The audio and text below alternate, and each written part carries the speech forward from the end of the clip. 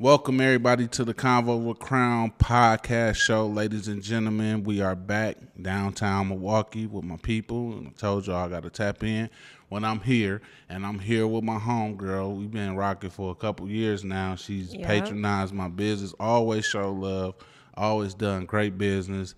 I admire her because she's done so many things. She's written plays, and she's like fearless with her arts. You get what I mean? She's on magazine covers with Cedric the Entertainer. I mean, this lady traveling the world, getting like philanthropy work out there. Like, you doing your thing, man, like for real. So listen, I want y'all to get to know her, understand her journey and everything that she's doing for the community, and just exploring her whole journey as far as like being a creative and being a serial entrepreneur. So without further ado, ladies and gentlemen, let me introduce y'all to my homegirl, Miss Chanelle Coleman. Yo, what's up, Chanelle? How you doing? Crown, again, I'm just excited to see you. I'm glad we had the opportunity to finally connect. Absolutely. I just want to say to you, congratulations on everything that you have going on. I'm so super proud of you. I love the success, and it really looks good on you. So congratulations. Thank you. Thank you so much. I appreciate it. So tell the people about Miss Chanelle Coleman. I mean, it's so much that you do. Like, let them know exactly, like, well, I want you to, like, just tap into what you do exactly. And, you know, how did you kind of start exploring your whole entrepreneur journey and, you know, your whole creative side, being a writer? Okay, I love that question. Actually, right now, I'm an Empower Her strategist, so I assist women. I help businesses, corporations, brands be able to pour passionately, purposefully, and powerfully into women. Mm-hmm. I started my creative journey just from being a creative. Sometimes you experience difficult situations as a product of or a survivor of sexual abuse. I lost my voice at an early age, and so sometimes you have things like that going on. You really can develop a creative side. Sometimes when you can't speak on some things, it helps you to divine or just discover different talents, and so that really kind of helped me to have a creative mindset. And so stories and plays is just something that's always come just like within my being. I think it's just who I am at my core. Mm-hmm. And so when I write, I feel like I'm escaping. I feel like I'm just in touch with myself. I know I'm definitely working within my gifts when I'm doing things of that nature. So it's helped me to become an international best-selling author. It's helped me to become an visionary for projects, and now I do anthologies, I do empowerment sessions, I do a lot of different things, so it allows me to be able to really impact women. So I'm really excited about this journey and everything that I'm able to touch. That's what's up. That's what's up. See, that's why I said the philanthropy work is that she working with women. She, you know, she's touching women, and she's doing it in the sense of where she's tapping into her own like background and, you know, her own escape route. Did you so some of your stories, I want to get into like some of your plays, because your plays be deep, like real deep. Like, are some of them like your own personal experiences or stuff that you have grabbed from people? I want to say my mother, she's like, you know, that's where you get my core, my religious, my ideology on just life. Mm-hmm. Everything that I do has a very strong connotation to blacks. Because I'm a black woman. Mm-hmm. And so some things I've taken from just history. So like we've done some things, like one of the plays that I really love is Black Girl Monologues. Mm-hmm. We did some different things with women. We did our thing just kind of speaking about on black women issues, you know, kind of saluting the black family, mm-hmm. Kind of looking at the dynamics between males and females. And that was something that was really dear to my heart because it dealt with culture. And so that's something I really readily embraced and was excited about.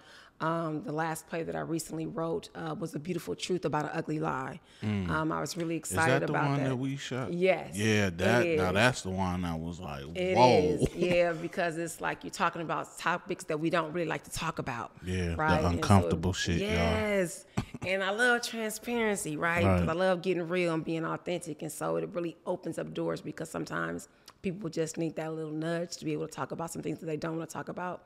And what was so amazing is I love the fact that, you know, it's one thing about writing a play, you know, and when you're giving it to actors and actresses to really kind of put on and take on those personas, it's almost like stripping down, getting butt naked, you know, because you have your thoughts and you may think your thoughts sound this way, but it's something different.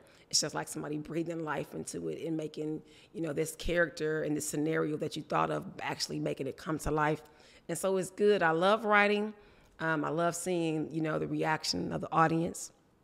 Audiences will let you know real quick if they got something that you like, and they'll let you know real quick if it's something that they don't. And so it's like I said, you get instant gratification at that moment when you're actually live in front of an audience and be able to take all that in. So like I said, it's been an amazing ride. Right, absolutely. Now that wasn't the first play. I've shot a couple plays before, but I do love that aspect of the play that you get that instant gratification if you got something, because in your plays that I shot, like, you hear the woes and the like when something happens, it's like it hits the audience at that very moment. You get what I mean? And it's acted out. So do your the actors that you work with, do they feel that at that particular moment? Like, and have y'all had those discussions, like when you going in and they have like a scene that is very like powerful, do they get more intense than they acting? Have you noticed that?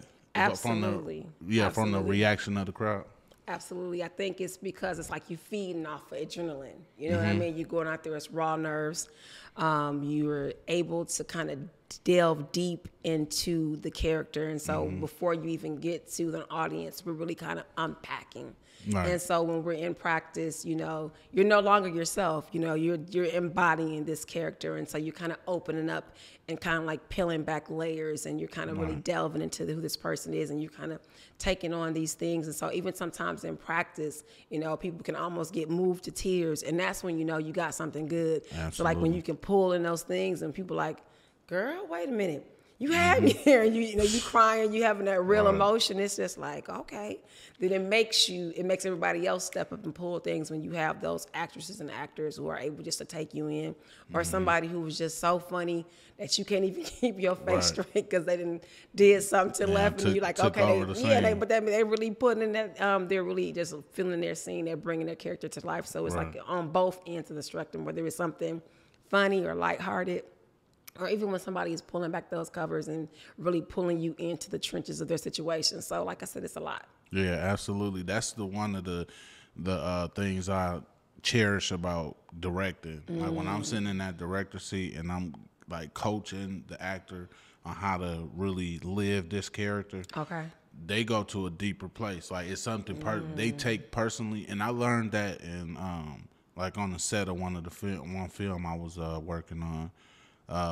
They had cleared the set, they had closed the set because it was one of those intense scenes where the guy had to like cry. Wow. And I sat there, but my first time witnessing that on set was like the director sitting there. I don't know what he was saying, but he was like, look, you know, just, you know, okay, everybody clear out. And the only people that were in there were the people operating in the set, so sound or whatever. So that guy, he reached deep and he just broke out in tears. Like he did a loud, like a loud outbreak, and then he went into his scene, and they caught it. You get what I'm saying? Yes. But if you notice, like in movies, when those scenes, when it's like so intense, that usually be the actor, you know, improv in that scene. Definitely. And live in that moment. Definitely. I think that's like a powerful exchange. When somebody takes it, they might take a few of the things that you said, and they just taking it and they kind of pull it up, and they just kind of, you know, put a dress on her or put a suit on her, and you're like, wait a minute, okay, there we go. They're just in that moment, and so you, like I said, it's just raw, it's authentic, it's real, and like this, it's just really electric. Yeah, absolutely. What was the first style of writing did you do? Like, was it novels or diary? Diary, right? Diary, definitely diary. Like I said, I've always had a very active imagination, so I've always told stories, and I've always kept a straight face when I've told a story, because you want it believable. When people like, did that happen? Right, and right. then after, okay, yeah, I was just joking. No. One time I convinced my former best friend that I was adopted. She was like, girl, I was like, girl, yeah, like you see. She was just, because I met her while I was down in college, and I was just going on and on and on. I was like, girl, yeah, see, this is that. And she was like starting to feel bad for me. And then after she started really getting emotional, I was like, okay, I was playing. You just playing with her. She's like, I'm just playing. And she was like, girl, I can't believe nothing you say, but, just acting. I've always loved both writing and acting. So like I said, it's those things. That's what's up. So what inspired you to start taking what you wrote and seeing it on the stage as far as plays? Like what point did you make that decision? Like, okay, I want to see this acted out, and I want to write it and make sure it's acted out right. Well, what's crazy? I started actually, a while ago, like 20 years ago, Okay. like when I was really young. And you know how sometimes you can put a gift or talent that you have and you can pack it away. And, it's like on the top of the shelf is way pushed back far in the closet, right? And then so I packed it away for years, and then, I had, at the time, my kid's school was having some financial challenges, and I'm thinking like, okay, what's some things that we could do to raise money? I'm like, okay, I can write a play, and it just kind of went from there. Like once I started, it was just like, once I took it off the shelf and I dusted it off, like, I love this toy. Like, I can't put it back up. And so even times when you want to put it back up, you can't, because your mind, it's like those creative juices are just flowing, and it's like you got to create. And so when you're creative like that, you feel more alive when you're in your zone and you're creating, you're writing, you're bringing stuff to, into life. Right, absolutely. Who was some of your inspiration? Like, who was some of your inspiration as far as like on the play end? What did you have anybody that inspired you? I mean, I think a lot of people, of course, I'm gonna have to say Tyler Perry, because you have people like that. They're just you're into it. You see them writing, you see them acting, you see them directing, you seeing all those things with people that I just knew firsthand, and just actually knew. I would say Diana Patterson. Diana Patterson. Yeah, Diana Patterson. Okay. She was really somebody that I admired, that I had a close relationship with. When we were younger, she did some things at our school, and she did some things for Diane Patterson? Yes, Diana Patterson. Now, hold on. Now, listen, we about to go down memory lane, because Miss Diane Patterson raised my kids in her daycare. I know. That's how my sister met you. So, Diane, shout out to Miss Patterson. Like, she, man, just an amazing woman, Appleton Angels. Absolutely. Yep. That's where my kids went to. I'm like, wait a minute, I know that name. Yes, you do. Man, shout out to Miss Patterson. Yeah, absolutely. So that's what it was. And her late husband, Myron Patterson, they were really instrumental in, putting some things on at our school. She gave time up, worked with us, and it was something I was just really passionate about. I really loved it. Being on the acting side, and then, like I said, I just took my creative nature and started writing, and being able to do both of those things. And like I said, it just kind of opened up there, and it never really stopped from there. That's what's up. Absolutely. So when you started writing, like the writing for plays, what was that transition like? Like, so you had these things already written, and when you went into the plays, was you nervous to get it like on stage and be like, okay, look, it's different somebody reading my thoughts, but somebody actually acting out my thoughts. You know what I'm saying? How was that? How did you feel when you was like, what was your mind in that time? You know what? I think for me, the hardest thing is giving it to people to look at it. Okay. Because like I said, it's really like exposing yourself, because you don't know, in your head it may sound good, but you don't know how that's going to be perceived when somebody's opening it up, looking at it like, this is trash. I ain't doing this. Like, I don't feel this at all. It's not, doesn't relate. I don't think I find like it's relevant. I don't feel like this would work. You know what I mean? So to me, I think that part is the hardest part. Once people read it, and I always give myself to like my sister and my oldest daughter to kind of read over it, and I always get their feedback first. What you think, right? Because those are the people that's closest to me, but they also love me enough to keep it real with me, keep it 100, right? So they Right. tell me, hey, babe, like, no, we don't think that's a good idea. Right, You know right. what, this and this and that. And so once I get their feedback, it's a little bit, less, anxiety involved with now letting other people see it, but still you have that there. But once you get the buy-in from your cast, and your cast likes it, and your cast is like, ooh, it's this, and ooh, it's that. Okay, I got this. Right. Then you can see it. So, like, just being visual, once I get that buy-in, then I feel like if they get the buy-in and they can bring the characters to life, then everybody else is going to get it on the back end. Right. But I first need to see this part go. Right, Once I can get this absolutely. part to go right, everything else is going to be butter. Right. And so you said like you getting your cast to buy into what you're selling.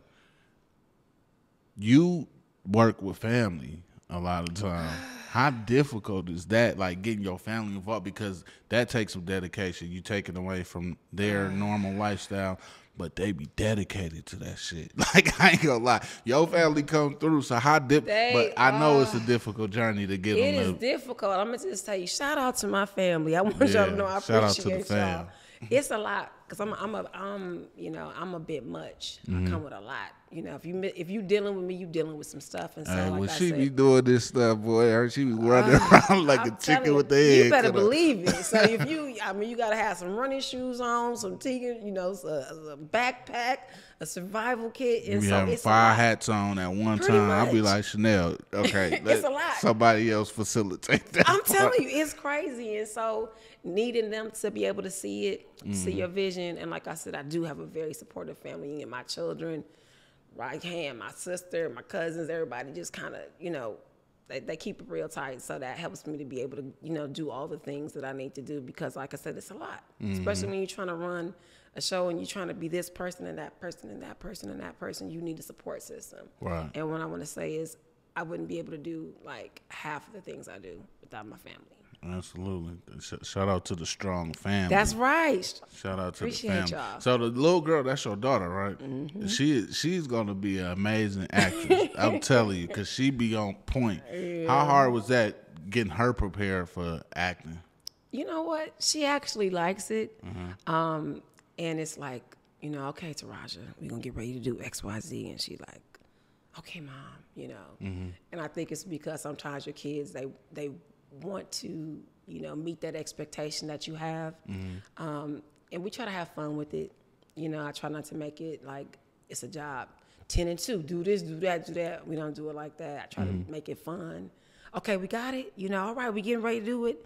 Everything I do, she's a part of it. Right. She hasn't actually released the book yet, but I tell her, hey, we are best-selling authors. We're actresses. We do this, we do that. And so she's very much so, Mom, I'm an actress. Mom, I'm this. Right. Mom, I'm that. So she's just ready to go. That's what's up. So you got 2 girls? I have 2 girls. I have one daughter who ended up dying in 2020. Oh, I'm sorry to hear that. But I had 6 kids total, so 3 boys, 3 girls. 3 boys, Evenly, 3 yes. girls. And The 3 boys amazing. be working too? Oh, they do props. They be Yeah, moving okay, stuff. so They that's like, what I seen the boys running around, but I Yeah. don't, it's a family vibe, so I don't know if it's cousin or little bro, whatever. They everybody got a job. That's what's up. Everybody got to do something. Everybody got to pull some weight around. You big enough? Come on. Yep. Oh, the real, they be working too. And now my grandson is like, Gigi, am I gonna be able to be in your play? I'm like, okay, baby. Next time I have to make sure I put you into something. Yeah. Because like everybody got to have a job. Everybody got to do See, something. she don't even look like she got grandkids. Yeah, She's she's a whole Gigi. she out. She said she a whole GG. Yep. That's Three what's of up. them. 3 of them. Three grandbabies. Yes, That's yes, what's up, yeah. man. 2 Chanelle, girls, you don't 1 even boy. you don't even look like you got kids that old. Telling you. That's what's up. I was just asking my last guest, J Love. Shout out to J Love. Do your kids look at you as like the cool mom because you doing all this stuff, or do they just that's mom? Like, My kids look at me like I'm doing too much. They be like, what's she doing now? What is she doing? She need to sit down. They tell you to sit down now. Sit down. Like, what are you doing? Oh, well, she finna do something else. Yeah. And that's the thing, because like I said, it's almost like a drug in a sense. Like you're always chasing that next thing. Yeah. Like, okay, I did this. My mind's immediately, before this project is even done, my mind is like, okay, what are we gonna do next? Yeah. What drives you with that? Like, is it your children, or is it Like, is it? I'm sure the children have a main factor to do with it, but Definitively. I mean, my children are my why, but I also feel like it's my purpose. It's my gifts. You know Right. what I mean? When you like working within your gifts, it like pushes you. And like having a strong network like that, and like I said, my children being everything that I got, like they just my whole world. So everything I do to be able to, you know, provide and to be able to, you know, demonstrate what you can do. Right. Like, you know what I'm saying? And so sometimes your kids don't see it. Sometimes they be looking at me like, what's she on now? Right, She about to right. get ready to do something else. But when they can see it come to pass and you're like, okay, I'm getting ready to do X, Y, Z. And sometimes it might look, you know, crazy because success doesn't have a roadmap to it. It doesn't. And what somebody else tried might not necessarily work for you. Facts. And so you definitely got to be able to stake out some things, have a vision, see it, be able to go ahead and execute, right, and bring it on. Because sometimes people, just like I said, they can't see it. And so you have to see yourself when nobody else can see it. Absolutely. Right? Absolutely. What are some of the obstacles that you face, like being a woman and, you know, I want to get into the best-selling author as well, but in that field, you know, like how difficult is it? And do you see like do you see men being more dominant in the writing field or not? I would definitely say, you know, males definitely have their place, and I would say women have their lane. And I think if you work your lane, I'm very good at seeing, you know, where I'm supposed to go. I think networking and collaborations are key. They spend just like currency. Absolutely. You know what I mean? That's the byproduct. Of money. Like knowing somebody, you know, is who you know. Sometimes it's not, you know, the money you have. Sometimes it's not your education or your pedigree. Sometimes it's literally who you know can open up doors for you. This time last year, out of clear blue sky, I went to an empowerment event. Things didn't turn out the way that I wanted. I'm like, you know, first I was thinking about, you know, having a hissy fit and crying about it, but I was like, you know what? Going to my lemonade shop. I'm getting ready to make me some lemonade. Thought about it, like, okay, that event didn't go the way that I wanted. Creative for me said, guess what? Do my own event, right? I started saying, okay, I'm gonna do my own summit. I had never done a summit before in my life. A girlfriend of mine, Laquita Parks, she's an amazing publisher down there in Atlanta, Georgia. She actually was the publisher for the anthology that we just released. Dope. And I'm telling her, I'm like, hey, you know, I'm gonna get ready to do a summit, you know, off the cuff. You need to be able to have your own crazy, and you need somebody that's gonna match your crazy. Right. She like, okay, girl, yeah. If you're gonna do it, I'm here for it. Absolutely. Didn't know what it looked like, but immediately I'm just assessing what I saw there, making up my own script, taking what I liked. Okay, it was an in-person event. I'm like, okay, there's no way that I can get the venue, do all these things in the amount of time that I want to do it. Let me just build out something virtual. Set it out there. I mean, I had so many people from across the globe reaching out and responding. You know, Dope. You would have thought that I had done this like so many times, but I hadn't. It was my first time in. Definitely wet behind the ears. Yeah. But when I tell you, we had over like 35 speakers, and I had to tell people no. It was crazy. That's We did a crazy. 2-day summit. I had people. How many of them were strangers? All of them. All of them. Get that? Listen. All of them. Hold on. We go drop a crown gem right here. Y'all better get out here and get rich with strangers. I'm like, telling for you, real. sometimes strangers will support you better than family. You know what I'm saying? Better than No friends. doubt. It's crazy. And so, like I said, that set me up for my first summit. I did the next summit. And then while I'm doing the summit, the first time I'm like, okay, this could be a book. Because first I did my first book, and that's what I did the summit based off of. When I saw people were excited, I had the opportunity to work with some amazing people. Butterby Rock, I'm not sure if you know her, but she's in Atlanta. She's a recording artist. Somebody in my network, Dr. Kevin Vaughn from Men Let's Talk Network, reached out to some people in his network. Okay. She was one of the people who responded. She's done some collaborations with some amazing people, with Les Brown. I mean, Usher. The people, the who's who of who she knows is crazy. She responded because she liked the title. She said yes to herself unapologetically. She felt like, okay, I can rock with that. Yeah. We had opportunity to connect. And like I said, it's all about building relationships. I went on to my second summit. In the meantime, I started laying that groundwork for the anthology, and things just kind of streamed down the pipeline from there. So like I said, I'm always kind of thinking about, okay, I'm doing this now. What am I getting ready to do next? Right. And I'm always setting that next thing up. How difficult is it putting an anthology together, though? Like, it's a job. Yeah. It's a job, but when I want to say it was amazing. I love the opportunity to be able to serve. So if you're a servant leader, an anthology is an amazing space. Number one, it helps you grow. It helps you to increase your brand awareness.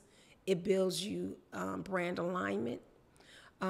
It's nothing like you just sitting in the camera saying, hey, buy my book, talk to me about this book. But it's something different when you got 5 to 10 other people, 20 people, 30 people saying, hey, da-da-da-da. Now it gives you a bigger platform, right. Gives you greater reach, and you get your message out there. Now, before, you were responsible for selling all your books on your own. Now you got people working with you. It's like networking. And wherever they take the book or they sell the book, your book is going wherever they go. Right? So you're getting your story out. The thing that I did with this anthology, which makes me a little different from others, was I made it a space where I'm not just going to talk about my business and brand. I'm going to allow you to bring your business and your brand alongside mine, right? So we can build solidarity. So wherever the book goes, your business and your brand goes with it. So we have authors, an author who's in London, we have an author who's in Belgium, and people spread all across the states. So now your story is traveling wherever they go, right? And so like that has been amazing. The networking and the collaborations that have happened as a result of that have been just nothing short of amazing. I'm actually had opportunity to work with one of my clients. Her name is Kate Thurman. I'm really excited about some of the things that she has going on, and she's having a women empowerment event down in Atlanta, Georgia this weekend. I'm actually going to be attending that. I'll be leaving, going to Atlanta tomorrow, and we'll be there throughout the remainder of the week. I'm really excited about what she's doing, but again, that was a byproduct of the anthology. So, like I said, it's like being able to go into a house with no lights and just turning on lights in the room, because all those are opportunities and things that sometimes you just leave money, opportunity, networking, collaborations on a table. And I'm always readjusting the table. I'm always looking at that bad boy like, what else can we get off of there? Man, for real. Let me go ahead and get it off the table. Right? You definitely got to. So you connecting with a lot of people. The book, she said yes to herself. She said yes to herself. Empower her guy. Who's the photographer on the... Come through. Yeah. Shameless plug. First of all, let's talk about it. I love that picture. I love that picture. Crown. Yes, absolutely. I mean, I'm telling you right now, I use that picture for just about everything you see and everything that I do. There's not too much anything that I don't do that is not on. So it's on my front cover of my book. When I did the cover with Cedric, I'm like, hey, which picture? This. Look, she got a boy this on the cover with Cedric right, the I'm telling you. And then salute. When I had my cover for I Am Magazine, which I actually built a partnership with them because of the anthology. They're like, okay, well, what's going on? Yep, it's this. And make sure we shout out my photographer, Crown. She sure did. And she said, hey, give me your name and all that. So she made sure I got my credit. Absolutely. That was much love right Absolutely. there. I looked up, I'm like, damn, she on the cover was set. She didn't drop that one on me. She just let that be the surprise. So I was like, wow. I mean, I was really excited. And that happened by product of actually my publicist, Cyrus Webb, who is phenomenal. He set that up for me. He has an amazing network. And he's like, okay, you're going to be on the cover with Cedric and Ian Turner. I'm like, what? Talk about it. Okay. That's what's up. So I'm so that picture has been circulated all out, you know what I mean? Because Cedric has such a wide network. And so like I said, you just never know who you can meet and bump shoulders with and have opportunity to connect with. So like I said, it's been nothing short of amazing. Man, definitely amazing. I'm just so proud of you because I've been seeing your journey for a few years now. And I've came in probably, at a tail end of what you already been doing, but it's just like just to see the growth, you know what I mean? It's just amazing. I want you to continue doing your thing for real. Like keep killing it. No, for real. Like, cause you've been doing your thing, and I'm like, you know, people don't always, you know, they don't let you know that they see you working. Okay. And that you going hard. But I want to let you know, and I've told you before. You have. Stay on top of that shit because people need to know. And a lot of y'all don't realize is that in some of these plays and these books that she writing, she giving y'all a voice. You know what I mean? Absolutely. For somebody that may be, you know, scared to even say something. Like you tap into a lot of, you know, different diverse family issues or whatnot that a lot of probably females been, you know, through abuse and, you know, they just too scared to talk about it. And your stories is giving them an outlet to, you know, to speak. Absolutely. So. Absolutely. One thing I love about the She Said Yes to Herself and Empower Her Guide for Women is 21 actionable steps that will take a woman from waiting on it to walking in it, just like that. It's just sometimes, you know, you got to recognize some things just as yourself as a woman.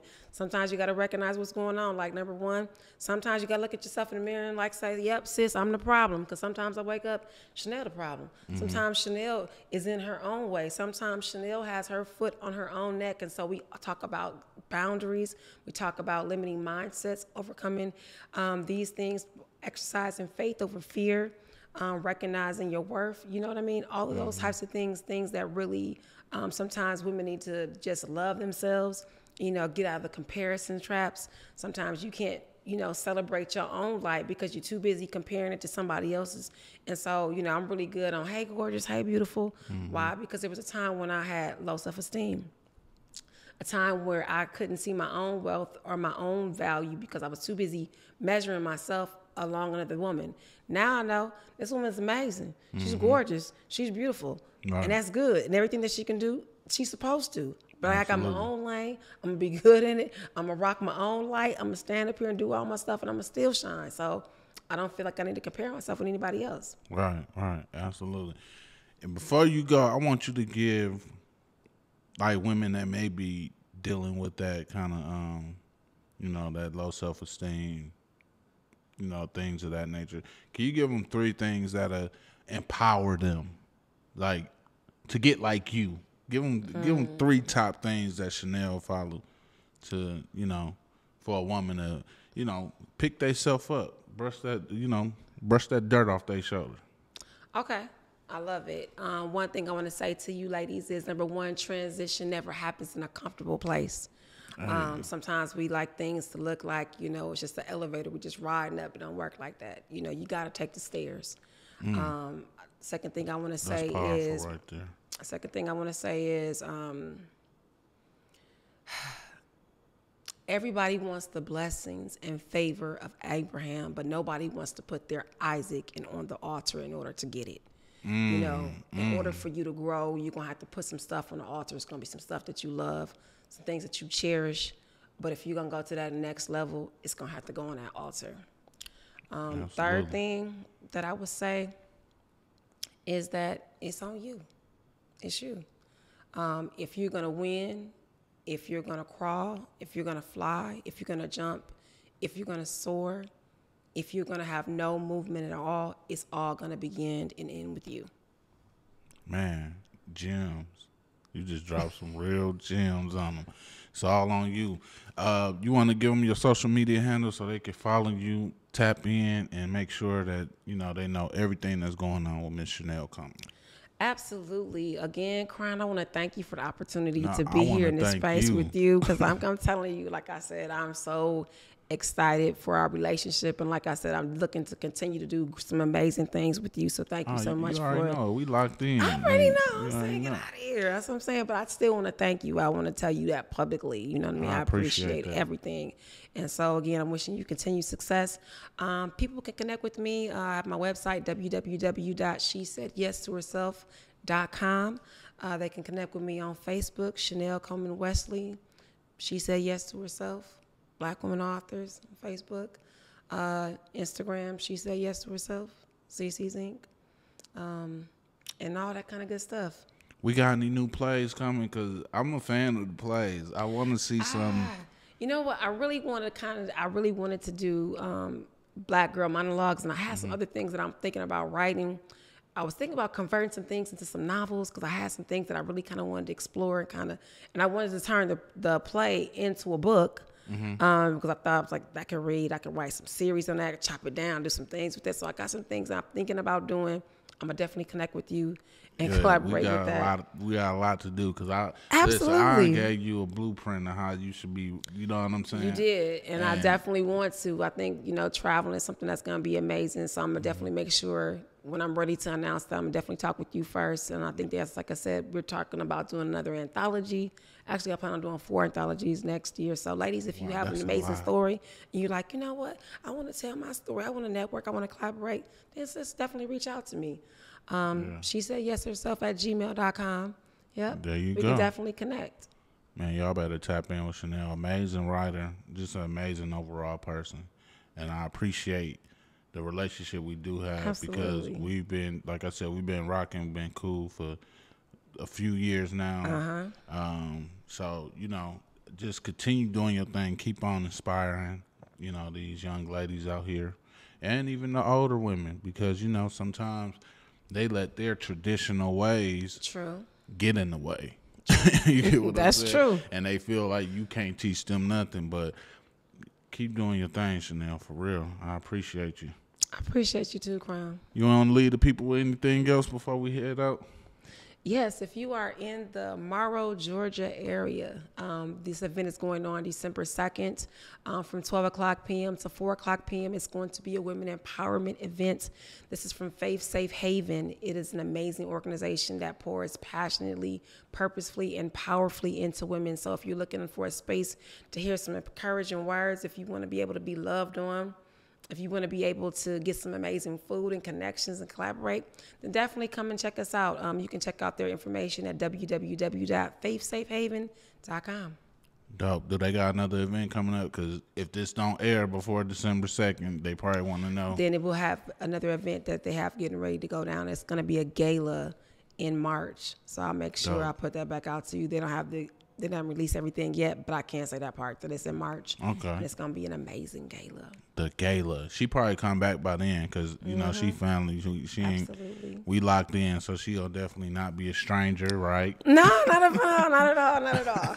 Yeah, that's what's up. So, man, I appreciate you checking in with me. That's been another episode of Convo with Crown. Y'all make sure y'all like, share, and subscribe, and tap in with my homegirl, Chanelle Coleman-Wesley. There we go. We finally got it in. We got it in. It's there. It's up there and it's stuck there. We got it here. Absolutely. Peace.